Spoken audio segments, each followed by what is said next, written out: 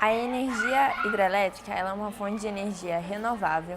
Ela é basicamente uma energia mecânica gerada por ciclos contínuos da água. O Brasil contém 85% da sua energia a partir que tem origem de energia hidrelétrica. O maior potencial do Brasil de hidrografia é a Amazônia, mas o maior potencial hidrelétrico está instalado no Paraná com a usina de Itaipu. Apesar de elas serem uma energia mais cara, mas elas não são poluentes, e a maior do mundo se encontra nas cataratas do Nicarágua. Ela, apesar de ser uma energia limpa, ela tem toda a questão da parte ruim, que são a evacuação, a questão social, né, que é a evacuação das pessoas do local da área que será alagada, e também tem quando acontece o alagamento, as árvores elas liberam gás metano, que é muito poderoso para o efeito estufa.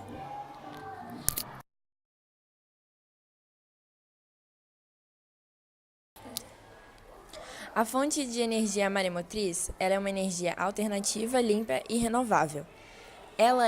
Ela tem duas formas de ser gerada, através do movimento das marés, que é a energia cinética, ou pela diferença de altura, que é a energia potencial.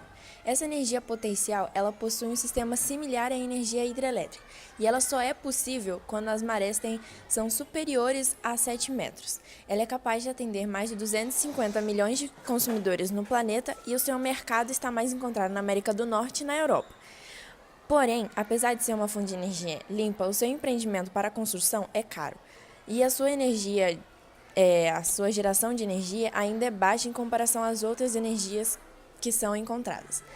E elas são muito dependentes das marés, como propriamente o nome diz, então sua geração não é contínua.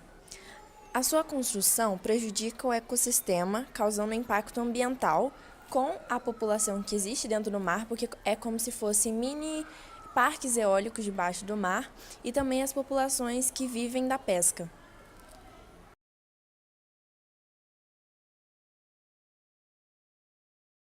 A energia solar é a energia obtida através da luz do sol. É uma fonte renovável, ou seja, ela é inesgotável, e ela é uma energia que ela exige um certo investimento no início, mas ele vai valer a pena depois porque vai reduzir muitos gastos, se tornando uma energia muito econômica. A energia solar ela pode ser utilizada tanto para aquecimento de água quanto para gerar energia elétrica.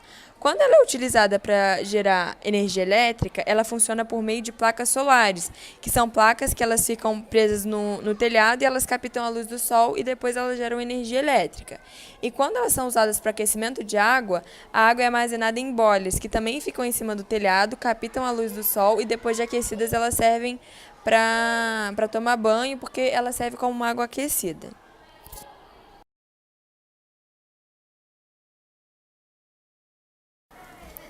Então, a energia eólica é aquela que o vento é transformado em energia.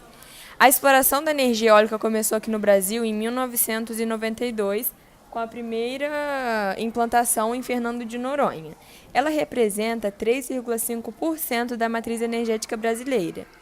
Ela é inesgotável, não emite gases e reduz a dependência de combustíveis fósseis. A energia ela é transformada a energia cinética ela é transformada em energia mecânica ou elétrica, e ela funciona através de aerogeradores em forma de catavento. Porém, ela produz uma poluição sonora, um impacto sobre a migração de aves e poluição visual.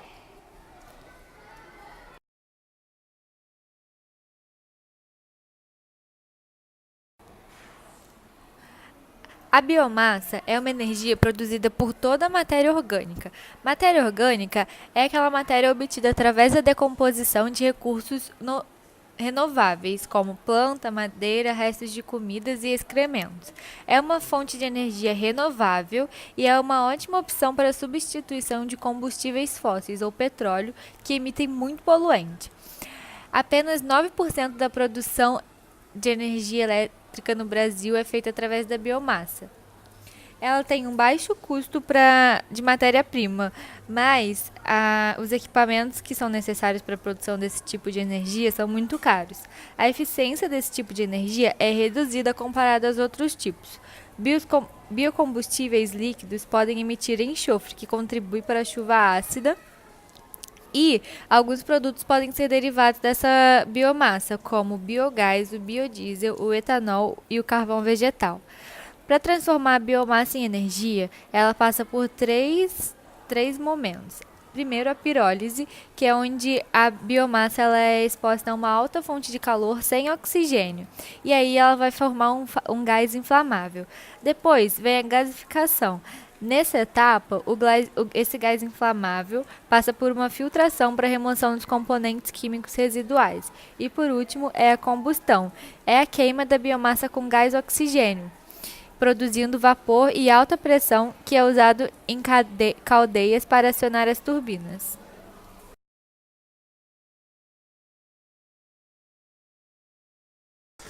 Então, eu vou falar sobre energia nuclear. O funcionamento dela é a utilização do calor para gerar eletricidade. O calor, proveniente da fissão dos átomos de urânio, é usado para aquecer a água e até se tornar em vapor, assim movimentando um turbogerador, daí gerando energia elétrica.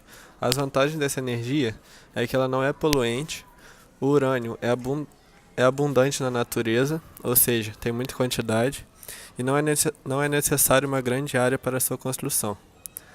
As desvantagens: a produção de bombas nucleares, o acidente nuclear que já ocorreu em Chernobyl, por exemplo, o lixo nuclear, elementos radioativos e a contaminação do meio ambiente. Os países campeões na produção de energia nuclear são Estados Unidos, França, Japão, Rússia e Coreia do Sul. O Brasil possui duas usinas nucleares, localizadas no litoral, Angra 1 e Angra 2.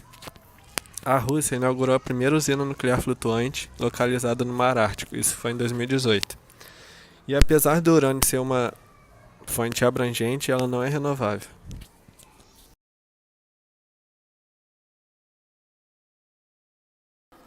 A energia termoelétrica é formada através da queima de combustíveis fósseis. É uma energia não renovável e no Brasil ela é usada de forma estratégica, ou seja, não é a primeira opção. Ela libera altos índices de poluentes na Terra, na atmosfera, e isso causa o efeito estufa que piora o aquecimento global. Ela é uma energia muito cara, o equipamento dela é um equipamento muito sofisticado, também pode ser chamada de energia térmica, e aqui tem como ela funciona. Aqui fica os combustíveis fósseis e aqui é uma fonte de calor. Essa fonte de calor esquenta os combustíveis que geram vapor. Esse vapor aciona a turbina que vai para o gerador e o gerador transforma esse vapor em eletricidade.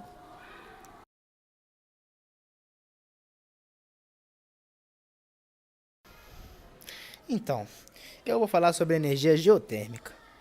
A energia geotérmica, como diz o nome, é aquela que usa o calor da Terra. Ou seja, ela utiliza as energias da Terra para transforma as energias da Terra, as energias de calor da Terra, em energia elétrica.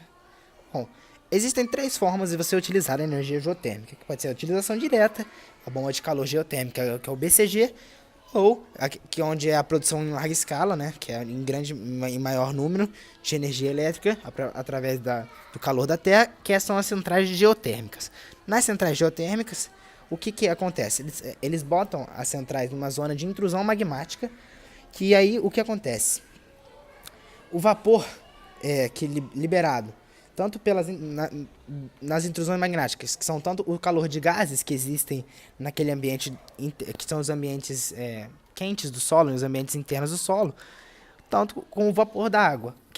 Com isso, o vapor da água, esse vapor e esses gases, eles giram uma turbina que está ligada ao motor, produzindo então a energia elétrica. Ou seja, é um processo que transforma a energia térmica, que é o calor, em energia cinética do movimento da turbina, que vira energia elétrica. Bom, é uma energia renovável que é encontrada no planeta, e até o planeta se esfriar, teremos, né, a energia geotérmica nesse contexto. Então, muito tempo, né? Então, sendo uma energia renovável,